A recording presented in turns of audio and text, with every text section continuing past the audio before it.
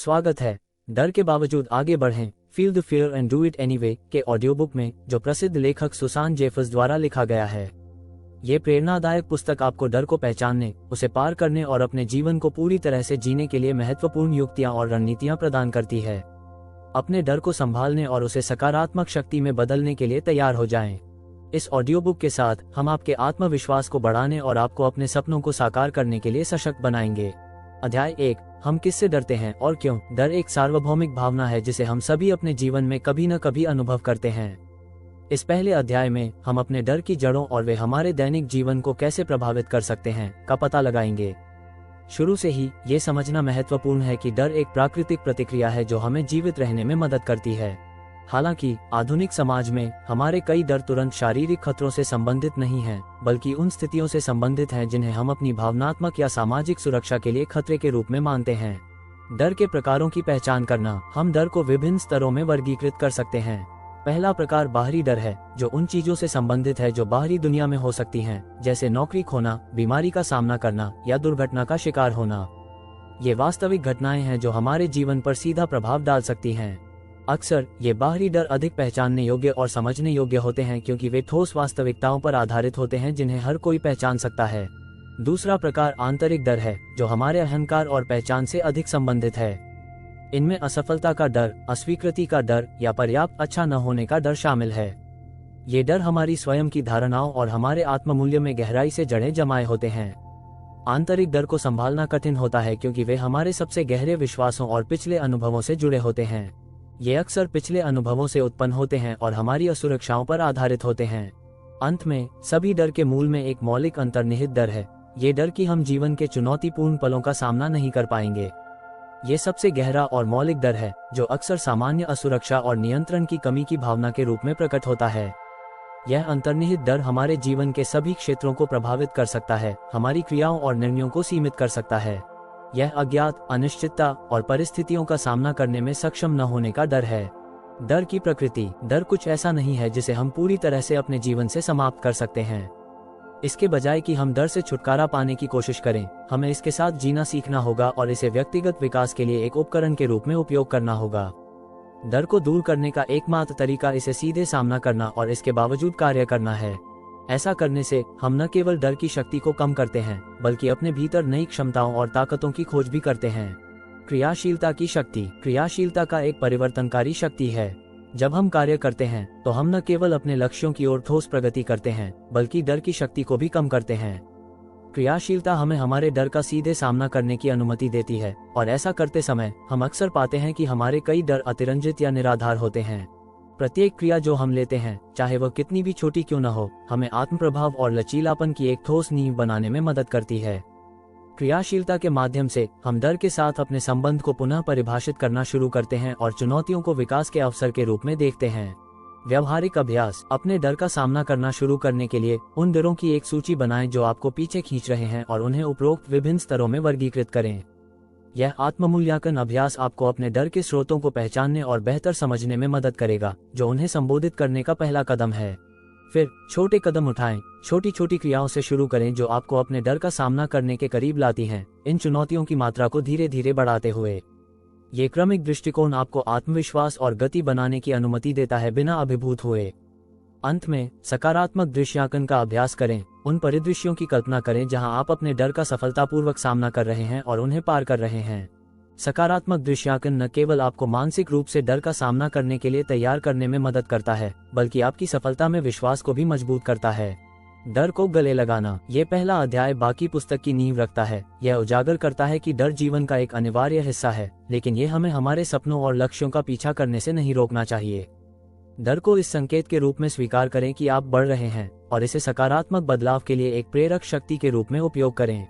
इस अध्याय के अंत तक आपको अपने जीवन का नियंत्रण लेने और डर को एक बाधा के रूप में नहीं, बल्कि नए अवसरों और अनुभवों के द्वार के रूप में देखने के लिए प्रेरित महसूस करना चाहिए। अध्याय 2, अब और बहाने नहीं। इस अध्याय में हम उन सामान्य प्रवृत्तियों पर चर्चा करेंगे जिनमें हम अपने डर का सामना करने और अपने जीवन में कार्रवाई करने से बचने के लिए बहाने बनाते हैं। बहाने स्वयं लगाई गई बाधाएं हैं जो हमें अपने पूर्ण क्षमता तक पहुंचने से रोकती हैं। बहानों की शक्ति। बहाने हमें एक झूठी सुरक्षा की भावना देते हैं। हम अपने आप से कहते हैं कि हम कुछ नहीं कर सकते क्योंकि बाहरी परिस्थितियां, जैसे कि समय की कमी, धन की कमी या कौशल की कमी। ये बहाने, यद्यपि कभी कभी तर्कसंगत प्रतीत होते हैं, वास्तव में हमें निष्क्रियता और ठहराव के चक्र में फंसा देते हैं। अपने बहानों की पहचान करना। बहानों को दूर करने का पहला कदम उनकी पहचान करना है। उन सभी बहानों की एक सूची बनाएं जो आप वास्तव में जो करना चाहते हैं उसे न करने के लिए उपयोग करते हैं। इनमें मेरे पास समय नहीं है, मैं पर्याप्त अच्छा नहीं हूँ, ये बहुत जोखिम भरा है, जैसी बातें शामिल हो सकती हैं। इन बहानों को लिखकर आप इस बारे में अधिक जागरूक हो जाएंगे कि आप कैसे खुद को विफल कर रहे हैं। बहानों को सकारात्मक पुष्टियों से बदलना। एक बार जब आपने अपने बहानों की पहचान कर ली, तो अगला कदम उन्हें सकारात्मक पुष्टियों से बदलना है। अपने बहानों को सशक्तिकरण कथनों में बदलें, जैसे मैं हमेशा महत्वपूर्ण चीजों के लिए समय निकाल सकता हूँ, मेरे पास सफलता के लिए आवश्यक कौशल हैं, और जोखिम विकास का एक प्राकृतिक हिस्सा है। ये सकारात्मक पुष्टियां आपके मस्तिष्क को पुनः प्रोग्राम करने में मदद करती हैं ताकि वो इस पर ध्यान केंद्रित कर सके कि आप क्या कर सकते हैं, बजाय इसके कि आप क्या नहीं कर सकते। पूर्णता का जाल। एक और महत्वपूर्ण विषय है पूर्णता का जाल। कई लोग ये बहाना बनाते हैं कि उन्हें कुछ नया प्रयास करने से पहले पूर्ण होना चाहिए। ये पूर्णतावादी मानसिकता पंगु बना देती है और हमें जोखिम लेने और अपनी गलतियों से सीखने से रोकती है। पूर्णता एक प्राप्त करने योग्य लक्ष्य नहीं है, और कार्रवाई करने से पहले पूर्ण होने की प्रतीक्षा करना केवल हमें पीछे खींचता है। इसके बजाय इस विचार को अपनाएं कि गलतियां करना सीखने और विकास की प्रक्रिया का हिस्सा है। पीड़ित मानसिकता। बहानों के अलावा पीड़ित मानसिकता को पहचानना भी महत्वपूर्ण है। जब हम अपने जीवन की परिस्थितियों के शिकार के रूप में खुद को देखते हैं, तो हम अपनी शक्ति और जिम्मेदारी से वंचित हो जाते हैं। बाहरी कारकों को अपनी कठिनाइयों के लिए दोष देना आसान है, लेकिन ये दृष्टिकोण हमें फंसा देता है। इसके बजाय अपने जीवन और अपने निर्णयों की जिम्मेदारी लें। यह माने कि हालांकि आप हमेशा यह नियंत्रित नहीं कर सकते कि आपके साथ क्या होता है, आप हमेशा यह नियंत्रित कर सकते हैं कि आप कैसे प्रतिक्रिया करते हैं। डर के बावजूद कार्रवाई करना। बहानों को दूर करने की कुंजी डर के बावजूद कार्रवाई करना है। कार्रवाई करने से पहले डर के गायब होने की प्रतीक्षा न करें। वास्तव में कार्रवाई करने से ही डर कम होना शुरू होता है। प्रत्येक छोटा कदम जो आप अपने लक्ष्यों की ओर उठाते हैं, एक जीत है जो आपके आत्मविश्वास को मजबूत करता है और डर की शक्ति को कम करता है। बहानों को दूर करने के लिए व्यवहारिक अभ्यास। बहानों को दूर करने में मदद करने के लिए निम्नलिखित अभ्यास करें। सबसे पहले अपने सबसे आम बहानों की एक सूची लिखें और फिर प्रत्येक को एक सकारात्मक पुष्टि से बदलें। इन पुष्टियों को प्रतिदिन दोहराएं जब तक कि वे आपके नए विचार पैटर्न न बन जाएं। दूसरा, हर दिन कुछ ऐसा करें जो आपको अपने लक्ष्यों के करीब लाए, चाहे वो कदम कितना भी छोटा क्यों न हो। निरंतर और बार बार की गई कार्रवाई बहानों के चक्र को तोड़ने और अपने सपनों की ओर आगे बढ़ने का सबसे अच्छा तरीका है। निरंतर प्रयास। बहानों को दूर करने और स्थायी परिवर्तन करने में निरंतरता महत्वपूर्ण है। ऐसे चुनौतीपूर्ण दिन और संदेह के क्षण होंगे, लेकिन चलते रहना महत्वपूर्ण है। याद रखें कि प्रत्येक छोटा प्रयास आपके समग्र प्रगति में योगदान देता है और आपको अपने लक्ष्यों के करीब लाता है। प्रगति का जश्न मनाना। अपनी उपलब्धियों को पहचानें और उनका जश्न मनाएं, चाहे वे कितनी भी छोटी क्यों न हो। प्रत्येक सफलता आपके प्रयास और विकास का प्रमाण है। अपनी प्रगति का जश्न मनाना आपको आगे बढ़ने के लिए प्रेरित करेगा और आपको अपने दीर्घकालिक लक्ष्यों पर केंद्रित रहने में मदद करेगा। संक्षेप में, बहानों को दूर करने के लिए उन विचारों और व्यवहारों की पहचान और परिवर्तन करना आवश्यक है जो आपको पीछे खींचते हैं। जिम्मेदारी लेना, सकारात्मक पुष्टियों का अभ्यास करना और निरंतर कार्रवाई करना स्वयं को सशक्त बनाने और अपने जीवन को नियंत्रण में लेने के लिए आवश्यक कदम हैं। ऐसा करने से आप अधिक पूर्ण और प्रामाणिक जीवन जी सकते हैं, बिना बहानों की आत्म लगाई गई सीमाओं के। अध्याय 3, कार्य करें, न सोचें। इस अध्याय में हम अपने विचारों में फंसने के बजाय कार्रवाई करने के महत्व पर ध्यान केंद्रित करेंगे। अक्सर विश्लेषण की लकवा हमें आगे बढ़ने से रोकती है और हमें निष्क्रियता में फंसा देती है। विश्लेषण की लकवा एक ऐसी स्थिति है जहां हम किसी स्थिति के बारे में इतना सोचते हैं कि अंततः हम कुछ नहीं करते। हम सभी संभावित परिणामों के बारे में चिंता करते हैं, हर विवरण का मूल्यांकन करते हैं और सभी विकल्पों पर विचार करते हैं, लेकिन कोई निर्णय नहीं लेते। यह अधिक विचारशीलता हमें निष्क्रियता के चक्र में फंसा देती है और हमारे डर और चिंता को बढ़ाती है। क्रियाशीलता की शक्ति। क्रियाशीलता का एक परिवर्तनकारी शक्ति है। जब हम कार्य करते हैं तो हम न केवल अपने लक्ष्यों की ओर ठोस प्रगति करते हैं, बल्कि डर की शक्ति को भी कम करते हैं। कार्रवाई हमें हमारे डर का सीधे सामना करने की अनुमति देती है, और ऐसा करते समय हम अक्सर पाते हैं कि हमारे कई डर अतिरंजित या निराधार होते हैं। कार्य करने के लाभ। कार्य करने के कई प्रमुख लाभ हैं। आत्मविश्वास का निर्माण। हर बार जब हम कार्य करते हैं तो हम अपनी क्षमताओं में अपने आत्मविश्वास को मजबूत करते हैं और चुनौतियों का सामना करने की अपनी क्षमता को महसूस करते हैं। डर को कम करना। डर अक्सर निष्क्रियता पर पनपता है। जब हम कार्य करते हैं तो हम डर का सीधे सामना करते हैं और परिणामस्वरूप इसका हमारी पर शक्ति कम हो जाती है। गति उत्पन्न करना। कार्रवाई गति उत्पन्न करती है। एक बार जब हम कार्रवाई करना शुरू कर देते हैं तो और अधिक कार्रवाई करना आसान हो जाता है। ये संचयी प्रभाव हमें हमारे लक्ष्यों की ओर महत्वपूर्ण प्रगति की ओर ले जाता है। कैसे शुरू करें? कार्य करना शुरू करने के लिए इन चरणों का पालन करें। छोटे कदमों से शुरू करें। आपको तुरंत बड़े बदलाव करने की आवश्यकता नहीं है। छोटे छोटे कार्यों से शुरू करें जो आपको आपके लक्ष्यों के करीब लाते हैं। ये छोटे कदम अधिक प्रबंधनीय और कम डरावने होते हैं, जिससे शुरू करना आसान हो जाता है। स्पष्ट लक्ष्य निर्धारित करें। स्पष्ट और विशिष्ट लक्ष्य निर्धारित करें जो आपको दिशा और उद्देश्य प्रदान करें। आपको ठीक से पता होगा कि आप क्या हासिल करना चाहते हैं और वहां पहुंचने के लिए क्या करना होगा। एक्शन प्लान विकसित करें। एक विस्तृत कार्य योजना आपको केंद्रित और संगठित रहने में मदद करती है। अपने लक्ष्यों को छोटे कार्यों में विभाजित करें और प्रत्येक के लिए समय सीमा निर्धारित करें।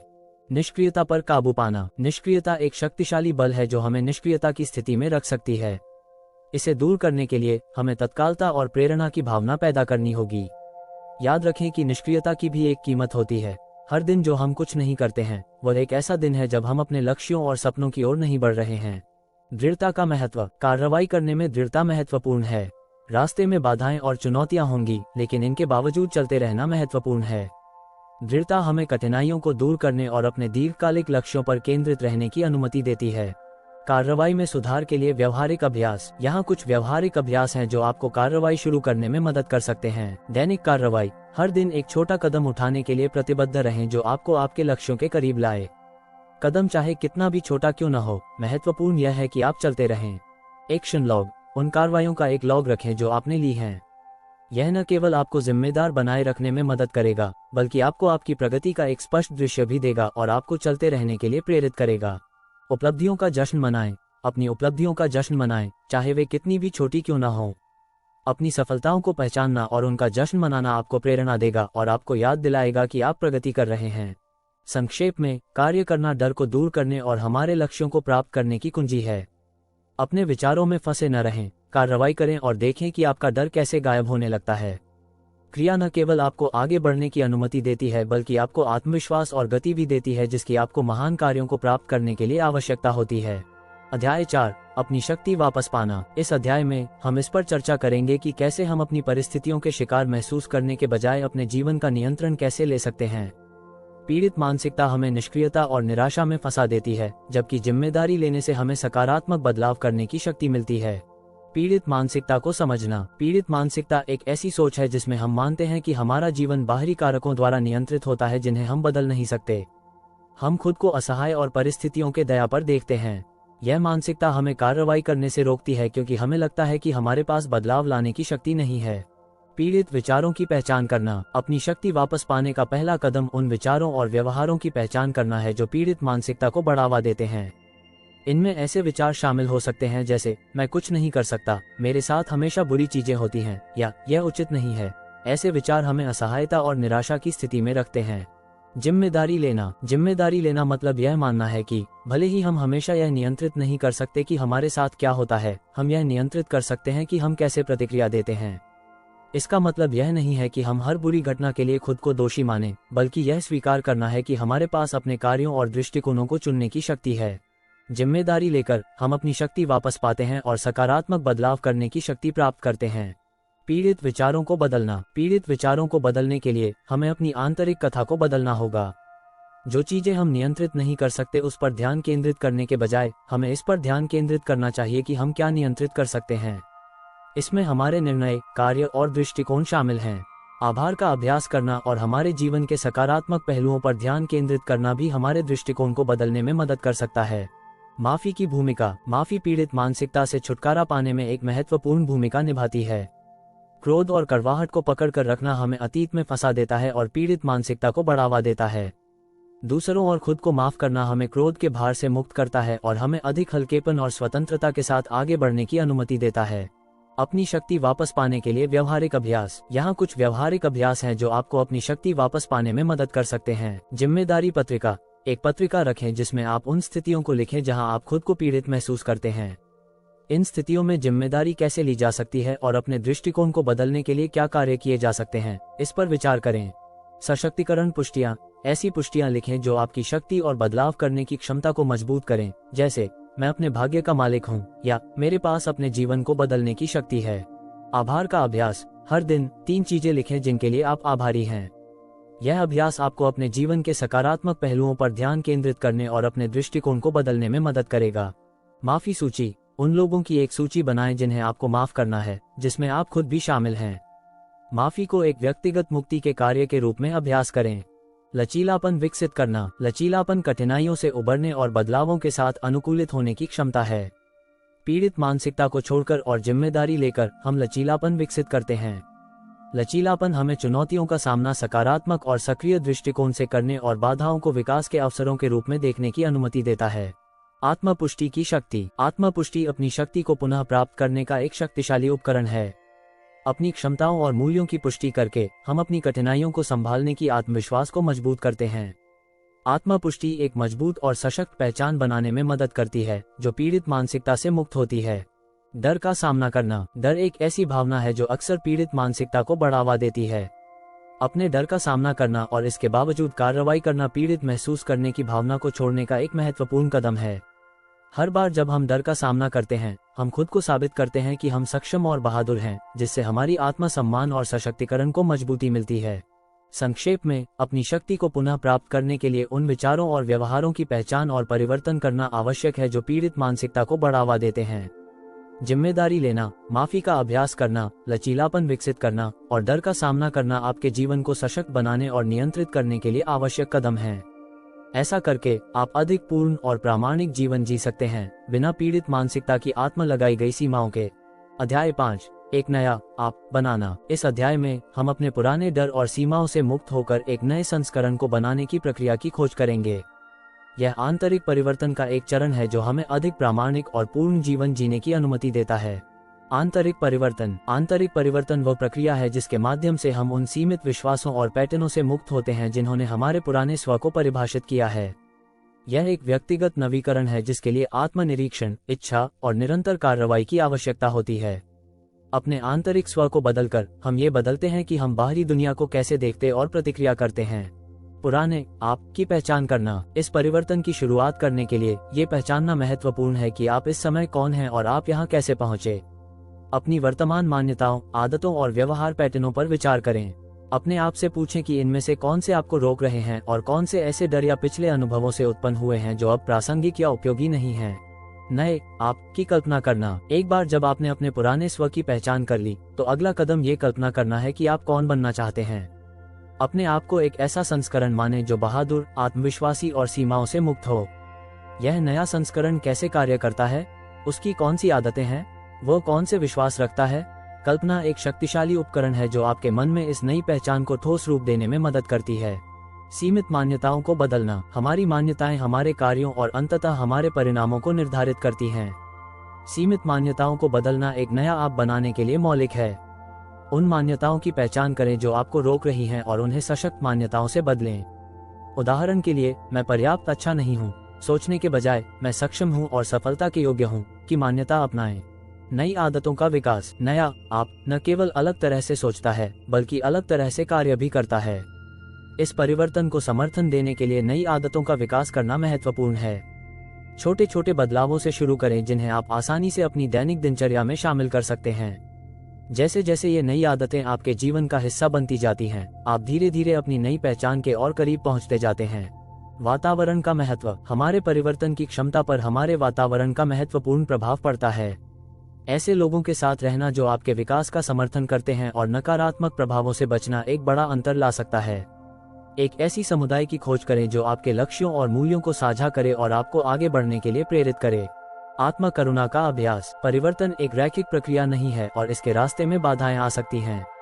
प्रेरित और लचीला बने रहने के लिए आत्म करुणा का अभ्यास करना आवश्यक है। अपने आप को उसी दया और समझ के साथ पेश करें जो आप एक दोस्त को देंगे। अपनी उपलब्धियों को पहचानें, चाहे वे कितनी भी छोटी क्यों न हो, और बिना कठोर निर्णय के अपनी गलतियों से सीखें। परिवर्तन के लिए व्यवहारिक अभ्यास, यहाँ कुछ व्यवहारिक अभ्यास दिए गए हैं जो आपके परिवर्तन प्रक्रिया में मदद कर सकते हैं। कल्पना पत्रिका, हर दिन कुछ समय अपने नए स्व के बारे में लिखने में बिताएं। विस्तार से वर्णन करें कि वे कौन हैं, क्या करते हैं और कैसा महसूस करते हैं। सकारात्मक पुष्टि, ऐसी पुष्टि लिखें जो आपकी नई मान्यताओं को दर्शाती हो और हर सुबह उन्हें जोर से पढ़ें। आदत चुनौती, एक नई सकारात्मक आदत चुनें जिसे आप अपनाना चाहते हैं और इसे 30 दिनों तक अभ्यास करने के लिए प्रतिबद्ध हों। वातावरण मूल्यांकन, अपने वातावरण का विश्लेषण करें और नकारात्मक प्रभावों को दूर करने और अधिक सकारात्मक समर्थन जोड़ने के लिए परिवर्तन करें। दृढ़ता बनाए रखना, किसी भी परिवर्तन प्रक्रिया में दृढ़ता महत्वपूर्ण है।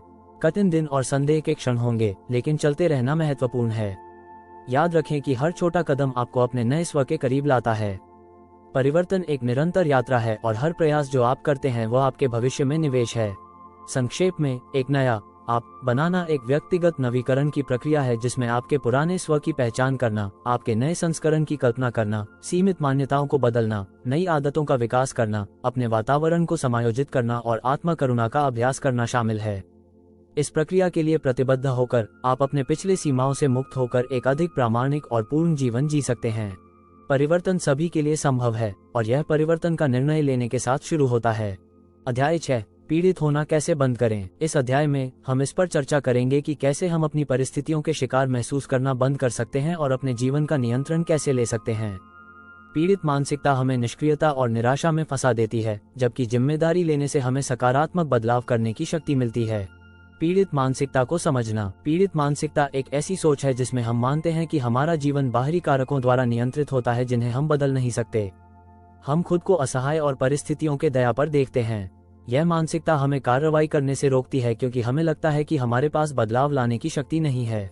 पीड़ित विचारों की पहचान करना, अपनी शक्ति वापस पाने का पहला कदम उन विचारों और व्यवहारों की पहचान करना है जो पीड़ित मानसिकता को बढ़ावा देते हैं।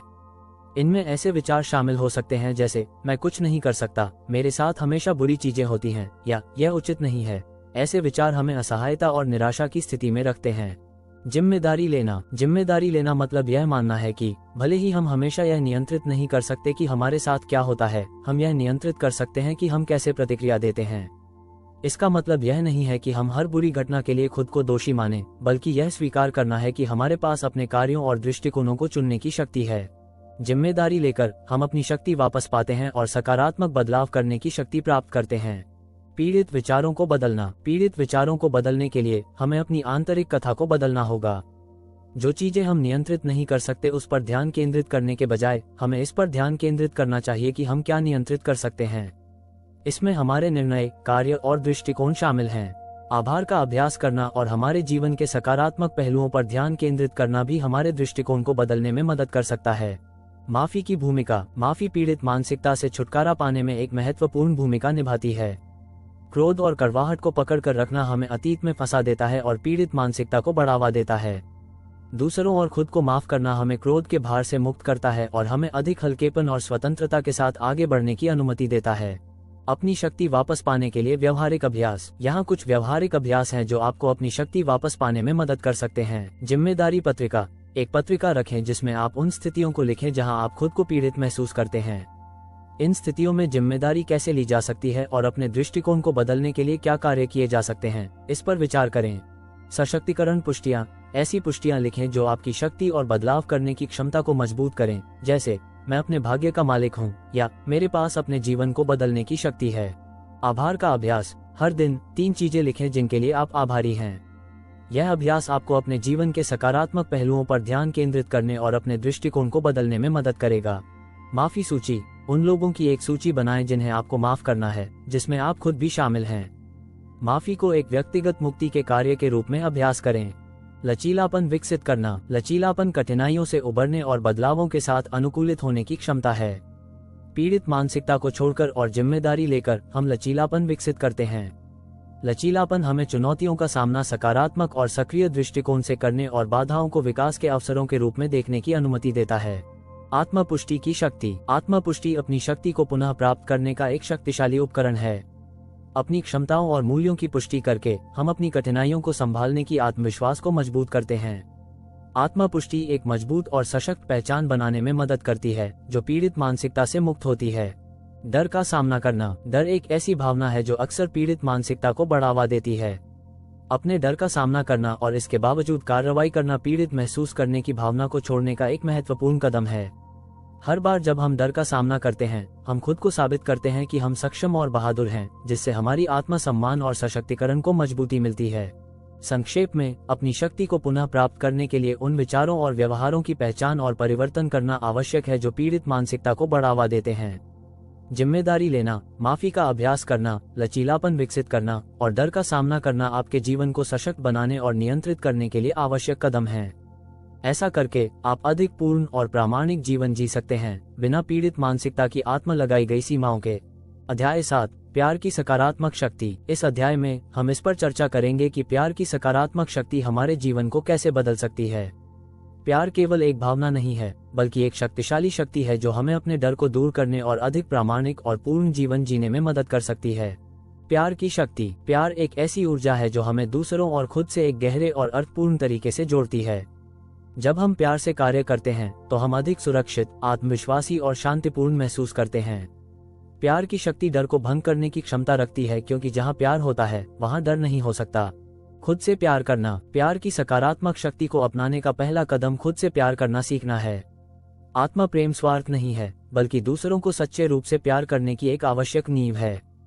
इसमें हमारी ताकत और कमजोरियों को स्वीकार करना, अपनी गलतियों के लिए खुद को माफ करना और खुद के साथ करुणा और सम्मान का व्यवहार करना शामिल है। शुरुआत करने के लिए आत्म स्वीकृति का अभ्यास करें। अपनी उपलब्धियों और सकारात्मक गुणों को पहचानें और खुद को अपूर्ण होने की अनुमति दें। सकारात्मक पुष्टियों का दैनिक अभ्यास इस आत्म प्रेम को मजबूत करने में मदद कर सकता है। याद रखें कि खुद से प्यार करके आप अपने सभी संबंधों के लिए एक मजबूत नींव बना रहे हैं। दूसरों के प्रति प्यार व्यक्त करना। प्यार को दूसरों के साथ साझा करने पर यह बढ़ता है। जब हम दूसरों के प्रति प्यार और दयालुता व्यक्त करते हैं तो हम न केवल अपने रिश्तों को सुधारते हैं, बल्कि अपनी खुद की खुशी और कल्याण को भी बढ़ाते हैं। सहानुभूति और करुणा प्यार के आवश्यक घटक हैं, जो हमें दूसरों के साथ गहरे रूप से जुड़ने की अनुमति देते हैं। दूसरों के प्रति प्यार व्यक्त करने के लिए आभार का अभ्यास करें। अपने जीवन के लोगों की सराहना करें और बिना किसी अपेक्षा के दयालुता के कार्य करें। सक्रिय रूप से सुनना और अपनी बातचीत में उपस्थित रहना भी प्यार और समझ की बंधन को मजबूत करता है। प्यार के माध्यम से रिश्तों को बदलना। प्यार की शक्ति हमारे रिश्तों को बदल सकती है। जब हम दूसरों के प्रति एक प्यार भरा रवैया अपनाते हैं तो हम अधिक प्रभावी ढंग से संघर्षों को हल कर सकते हैं और गहरे, अधिक अर्थपूर्ण संबंध बना सकते हैं। प्यार हमें अंतर से परे देखने और हमें जोड़ने वाले तत्वों पर ध्यान केंद्रित करने की अनुमति देता है। अपने रिश्तों को बदलने के लिए माफी का अभ्यास करें। किसी भी कड़वाहट को छोड़ें और क्रोध की जगह प्यार को चुनें। खुले और ईमानदार संचार को बनाए रखना स्वस्थ संबंधों को बनाए रखने के लिए महत्वपूर्ण है, जो प्यार और विश्वास पर आधारित हैं। परिवर्तन के लिए प्यार का उपयोग। प्यार न केवल हमारे रिश्तों को सुधारता है, बल्कि व्यक्तिगत और सामाजिक परिवर्तन के लिए भी एक शक्तिशाली प्रेरक हो सकता है। जब हम प्यार से कार्य करते हैं तो हम अच्छे काम करने और दुनिया में सकारात्मक योगदान देने के लिए प्रेरित होते हैं।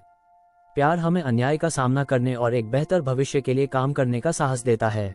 परिवर्तन के प्रेरक के रूप में प्यार का उपयोग करने के लिए उन कारणों और परियोजनाओं की पहचान करें जो आपके मूल्यों और सिद्धांतों के साथ गूंजते हैं। अपने समुदाय में सक्रिय रूप से भाग लें और दूसरों की मदद करने के लिए अपना समय और संसाधन प्रदान करें।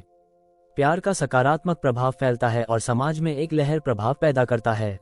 प्यार को विकसित करने के व्यवहारिक अभ्यास। यहाँ कुछ व्यवहारिक अभ्यास हैं जो आपको प्यार की सकारात्मक शक्ति को विकसित करने में मदद कर सकते हैं। Loving kindness meditation. हर दिन कुछ समय ध्यान में बिताएं, खुद और दूसरों के प्रति प्यार और दयालुता भेजते हुए। अपने प्रियजनों और उन लोगों की कल्पना करें जिनके साथ आपके संघर्ष हैं, और उन्हें प्यार और शांति के विचार भेजें। बिना शर्त दयालुता के कार्य। बिना किसी पहचान या इनाम की अपेक्षा के दयालुता के कार्य करें। ये कार्य जितने सरल हो सकते हैं, जैसे किसी अजनबी को मुस्कुराना, पड़ोसी की मदद करना या धन्यवाद नोट लिखना। आभार अभ्यास। हर दिन 3 चीजें लिखें जिनके लिए आप आभारी हैं और उन लोगों के साथ अपना आभार साझा करें। निरंतरता का महत्व। प्यार की सकारात्मक शक्ति को विकसित करना निरंतरता और दैनिक अभ्यास की आवश्यकता होती है। ऐसे दिन होंगे जब प्यार से कार्य करना अधिक चुनौतीपूर्ण होगा, विशेष रूप से कठिन परिस्थितियों में। हालांकि प्यार के साथ जीने के लिए प्रतिबद्ध होकर आप एक अधिक पूर्ण और अर्थपूर्ण जीवन चुनने का निर्णय लेते हैं। संक्षेप में, प्यार की सकारात्मक शक्ति हमारे जीवन और हमारे रिश्तों को बदल सकती है। खुद से प्यार करके, दूसरों के प्रति प्यार व्यक्त करके और परिवर्तन के लिए प्यार का उपयोग करके हम डर को दूर कर सकते हैं और अधिक प्रामाणिक और पूर्ण जीवन जी सकते हैं। प्यार सभी के लिए उपलब्ध एक शक्तिशाली शक्ति है और इसे विकसित करके हम दुनिया में एक सकारात्मक प्रभाव बना सकते हैं। अध्याय 8। अभ्यास करें और फिर और अधिक अभ्यास करें। इस अध्याय में हम इस बात की खोज करेंगे कि डर को दूर करने और एक पूर्ण जीवन जीने की प्रक्रिया में निरंतर अभ्यास का महत्व कितना महत्वपूर्ण है। अभ्यास न केवल हमें अपनी कौशल में सुधार करने में मदद करता है, बल्कि हमारे आत्मविश्वास को भी मजबूत करता है और हमें चुनौतियों का सामना करने में अधिक लचीला बनाता है। अभ्यास की आवश्यकता। अभ्यास किसी भी कौशल को विकसित करने के लिए आवश्यक है, चाहे वह पेशेवर, व्यक्तिगत या भावनात्मक क्षेत्र में हो। बिना अभ्यास के हमारी कौशल रुक जाती हैं और हमारी प्रगति थम जाती है। निरंतर अभ्यास हमें अपनी क्षमताओं को सुधारने, अपनी गलतियों से सीखने और निरंतर विकास की अनुमति देता है।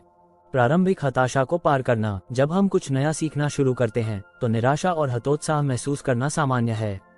गलतियां और कठिनाइयां सीखने की प्रक्रिया का हिस्सा हैं। ये याद रखना महत्वपूर्ण है कि ये प्रारंभिक चुनौतियां अस्थायी हैं और उन्हें पार करने के लिए दृढ़ता की आवश्यकता होती है। हर गलती एक सीखने और सुधारने का अवसर है। प्रारंभिक हताशा को पार करने के लिए यथार्थवादी लक्ष्य निर्धारित करें और छोटे छोटे उपलब्धियों का जश्न मनाएं। यह माने कि प्रगति एक क्रमिक प्रक्रिया है और प्रत्येक कदम, चाहे कितना भी छोटा हो, आपको आपके लक्ष्यों के करीब लाता है। दृढ़ता का महत्व। दृढ़ता प्रभावी अभ्यास का एक महत्वपूर्ण घटक है। ऐसे समय होंगे जब आप हार मानने का मन करेंगे, खासकर जब परिणाम तुरंत नहीं मिलते। हालांकि दृढ़ता आपको इन संदेह के क्षणों को पार करने और अपने लक्ष्यों की ओर बढ़ते रहने की अनुमति देती है। दृढ़ता को बढ़ावा देने के लिए ये याद रखें कि आपने शुरुआत क्यों की थी। अपने लक्ष्यों को स्पष्ट और दृश्य रखें और उन दोस्तों, परिवार या सलाहकारों से समर्थन प्राप्त करें जो आपको प्रोत्साहित करते हैं। उद्देश्यपूर्ण अभ्यास। सभी अभ्यास समान नहीं होते। उद्देश्यपूर्ण अभ्यास का मतलब है कि हम अपने प्रयासों में सचेत और जानबूझकर होते हैं। किसी कार्य को यांत्रिक रूप से दोहराने के बजाय उन पहलुओं पर ध्यान केंद्रित करें जिन्हें सुधारने की आवश्यकता है और उन्हें ध्यान और समर्पण के साथ काम करें। उद्देश्यपूर्ण अभ्यास के लिए अपने लक्ष्यों को विशिष्ट उपकार्यों में विभाजित करें और एक समय में एक पर ध्यान केंद्रित करें। उदाहरण के लिए, यदि आप सार्वजनिक बोलने की कला सीख रहे हैं तो अपनी आवाज के स्वर, मुद्रा और शरीर की भाषा में सुधार करने के लिए अलग अलग समय दें, फिर उन्हें एक पूर्ण प्रस्तुति में मिलाएं। प्रतिक्रिया का महत्व। प्रतिक्रिया अभ्यास प्रक्रिया में एक मूल्यवान उपकरण है। ये हमें सुधार के क्षेत्रों की पहचान करने और हमारे अभ्यास को तदनुसार समायोजित करने में मदद करता है। सलाहकारों, सहयोगियों या यहाँ तक कि आत्म मूल्यांकन के माध्यम से प्रतिक्रिया प्राप्त करना निरंतर विकास के लिए आवश्यक है। प्रभावी प्रतिक्रिया प्राप्त करने के लिए रचनात्मक आलोचना के प्रति खुले और ग्रहणशील रहें।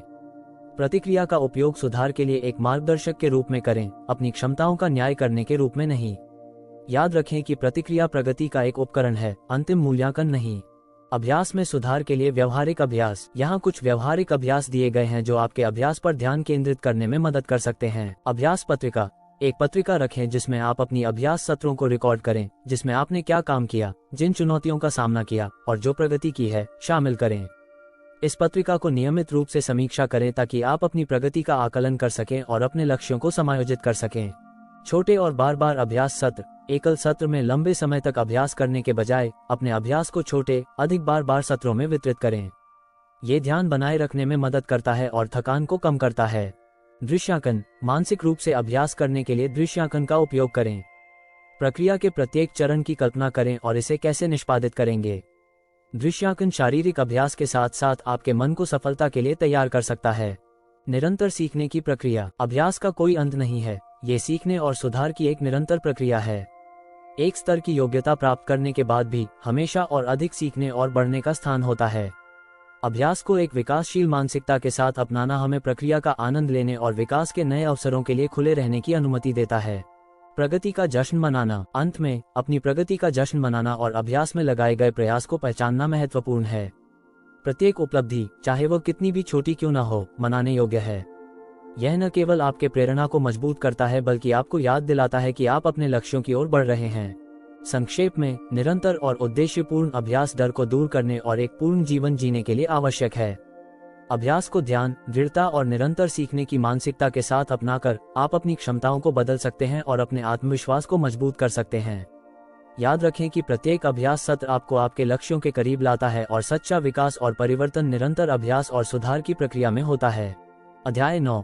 अपने क्षितिज को विस्तृत करें। इस अध्याय में हम अपने क्षितिज को विस्तृत करने और अपनी आरामदायक स्थिति से बाहर निकलने के महत्व का अन्वेषण करेंगे। नए चुनौतियों का सामना करके और नए अनुभवों की खोज करके हम न केवल व्यक्तिगत रूप से बढ़ते हैं बल्कि नई संभावनाओं और क्षमताओं की भी खोज करते हैं। आरामदायक स्थिति की समझ। आरामदायक स्थिति वो मानसिक स्थान है जहां हम सुरक्षित और सहज महसूस करते हैं। यद्यपि इस स्थिति में रहना सांत्वना देने वाला हो सकता है, ये हमें संतोष और ठहराव की ओर भी ले जा सकता है। विकास और विकास के लिए यह आवश्यक है कि हम इस स्थिति से बाहर निकलें और अज्ञात का सामना करें। आरामदायक स्थिति से बाहर निकलने के लाभ। हमारी आरामदायक स्थिति से बाहर निकलने के कई लाभ हैं। व्यक्तिगत विकास। नई चुनौतियों का सामना करके हम अपने बारे में अधिक सीखते हैं और नई क्षमताओं का विकास करते हैं। हम अधिक अनुकूलनीय और लचीले बनते हैं। आत्मविश्वास में वृद्धि। हर बार जब हम किसी चुनौती को पार करते हैं तो हमारी क्षमताओं में हमारा आत्मविश्वास बढ़ता है। यह आत्मविश्वास हमें और भी बड़ी चुनौतियों का सामना करने के लिए प्रेरित करता है। नई संभावनाओं की खोज। नए क्षेत्रों की खोज करके हमें ऐसी संभावनाएं मिलती हैं जिन्हें हम अपनी आरामदायक स्थिति में रहते हुए कभी नहीं जान पाते। ये संभावनाएं हमारे लिए नए करियर, संबंधों और अनुभवों के द्वार खोल सकती हैं। लचीलापन में सुधार। अज्ञात का सामना करके हम अधिक लचीले और तनाव और प्रतिकूलता को संभालने के लिए बेहतर तरीके से तैयार होते हैं। हम जल्दी से झटके से उबरने की कला सीखते हैं। आरामदायक स्थिति से बाहर कैसे निकलें। अपने क्षितिज को विस्तृत करने के लिए यह महत्वपूर्ण है कि हम अपनी आरामदायक स्थिति से बाहर निकलने के लिए जानबूझकर कदम उठाएं। यहाँ कुछ रणनीतियाँ हैं जो आपकी मदद कर सकती हैं। चुनौतियों भरे लक्ष्य स्थापित करें। ऐसे लक्ष्य निर्धारित करें जो आपको खींचें और बढ़ाएं। ये लक्ष्य इतने बड़े होने चाहिए कि वे चुनौतीपूर्ण हों, लेकिन प्रयास और समर्पण के साथ हासिल किए जा सकें। स्पष्ट और प्राप्त करने योग्य लक्ष्यों को स्थापित करना दिशा और उद्देश्य की भावना प्रदान करता है। छोटे जोखिम लें। अपनी आरामदायक स्थिति से बाहर छोटे छोटे कदम उठाकर शुरुआत करें। प्रत्येक छोटा जोखिम आपको बड़ी चुनौतियों का सामना करने के लिए आवश्यक आत्मविश्वास देगा। ये छोटे कदम आपकी क्षमताओं में विश्वास की मजबूत नींव बनाने में मदद करते हैं। नए अनुभवों की खोज करें। जानबूझकर नए और विभिन्न अनुभवों की खोज करें। इसमें नए स्थानों की यात्रा करना, नई क्षमताओं को सीखना या नए लोगों से मिलना शामिल हो सकता है। ये अनुभव आपके दृष्टिकोण को विस्तृत करेंगे और आपको दुनिया को विभिन्न कोणों से देखने की अनुमति देंगे।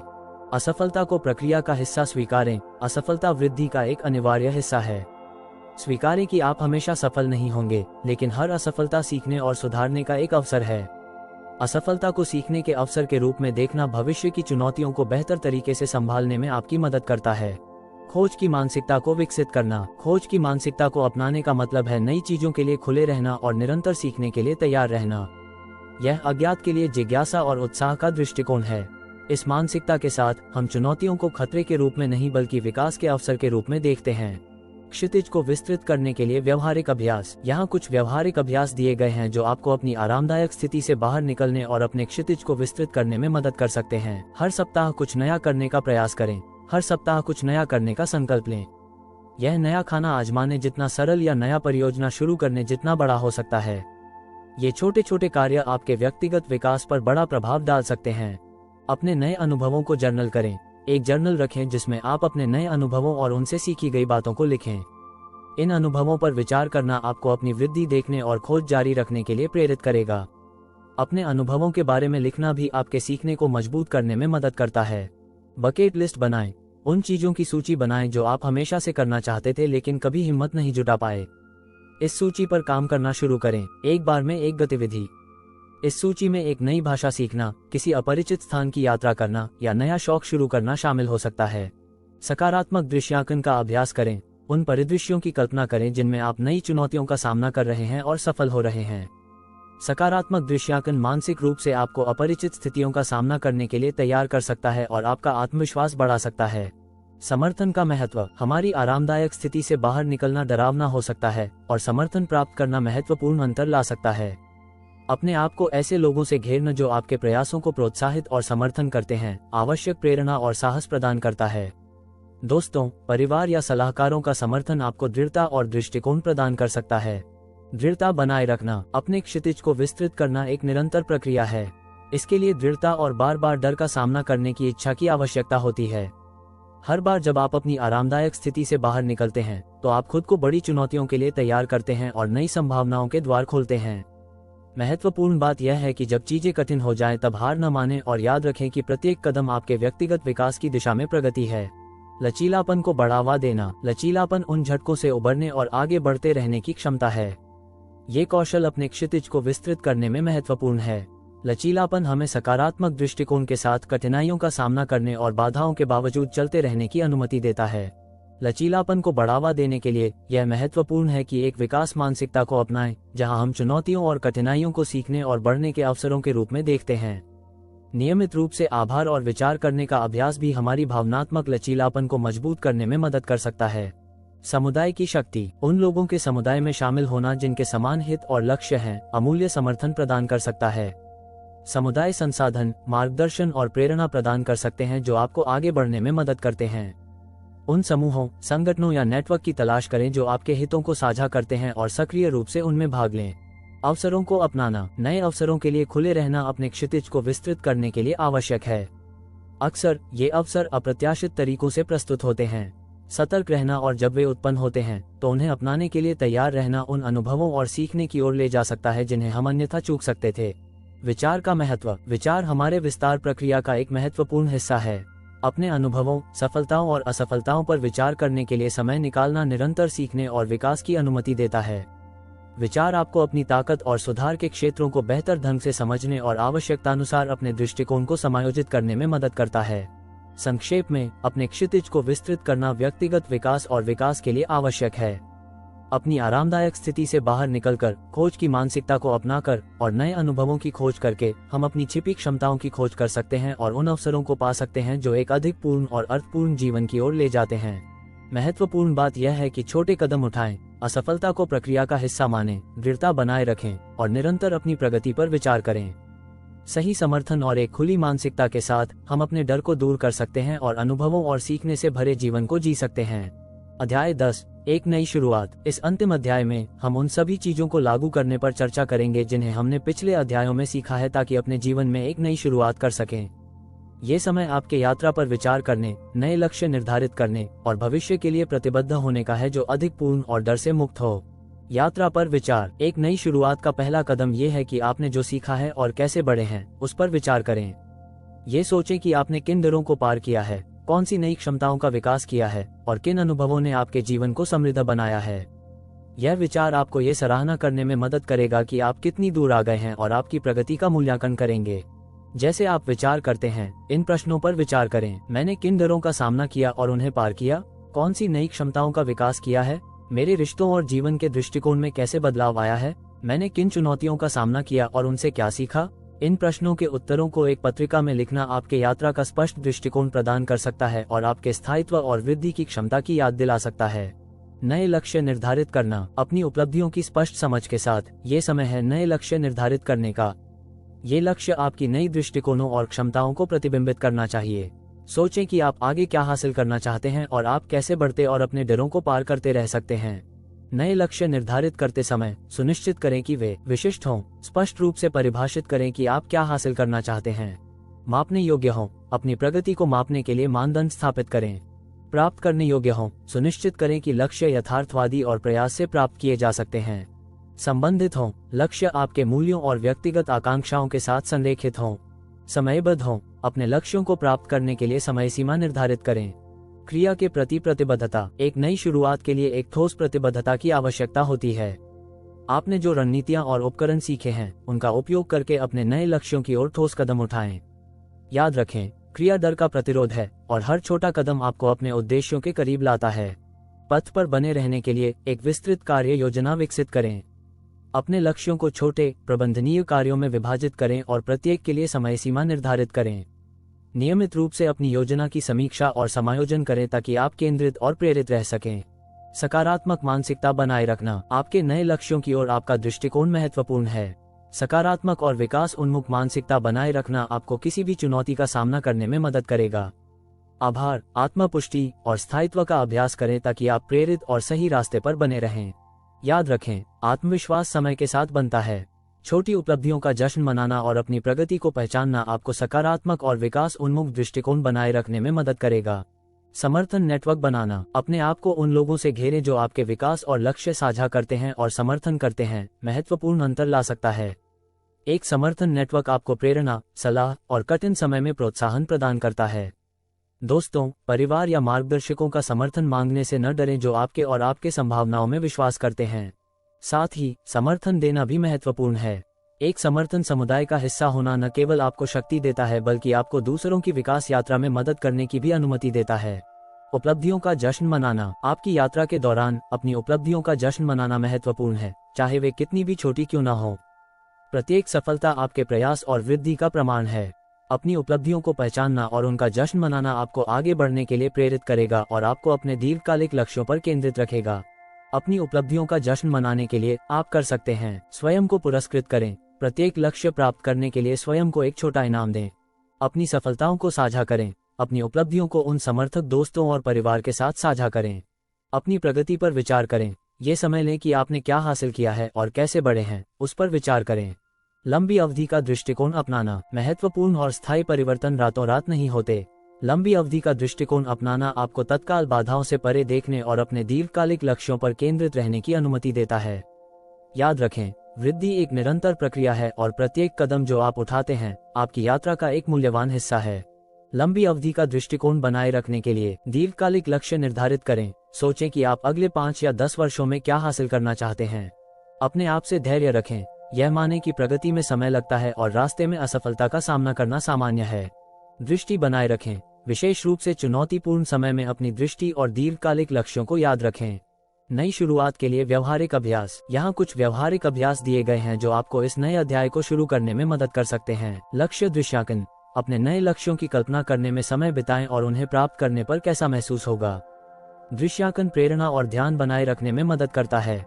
क्रिया योजना। अपने प्रत्येक लक्ष्य के लिए एक विस्तृत क्रिया योजना विकसित करें। अपने उद्देश्यों को प्रबंधनीय चरणों में विभाजित करें और प्रत्येक के लिए समय सीमा निर्धारित करें। प्रगति पत्रिका।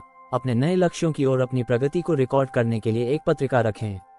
अपनी सफलताओं और चुनौतियों पर विचार करें और अपनी योजना को आवश्यकतानुसार समायोजित करें। ध्यान और मन की शांति का अभ्यास। वर्तमान पर केंद्रित और ध्यान केंद्रित रहने के लिए ध्यान और मन की शांति का अभ्यास करें।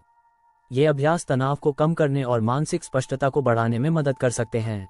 प्रतिबद्धता की शक्ति। नई शुरुआत के लिए प्रतिबद्धता का मतलब चुनौतियों का सामना करने और असफलताओं के बावजूद स्थायित्व बनाए रखना है। यह अपने आप से प्रतिबद्धता है कि आप अपने मूल्यों और आकांक्षाओं के अनुसार जीवन जीने के लिए प्रतिबद्ध हैं। प्रतिबद्धता सफलता और व्यक्तिगत संतोष का आधार है। वृद्धि की निरंतरता। नई शुरुआत एक बार का घटना नहीं है, बल्कि वृद्धि और विकास की एक निरंतर प्रक्रिया है। हर दिन कुछ नया सीखने, नई चुनौती का सामना करने और अपने लक्ष्यों के करीब पहुंचने का अवसर है। निरंतर सीखने की मानसिकता को अपनाकर आप बदलावों के अनुकूलन और किसी भी परिस्थिति में पनपने के लिए बेहतर तरीके से तैयार रहेंगे।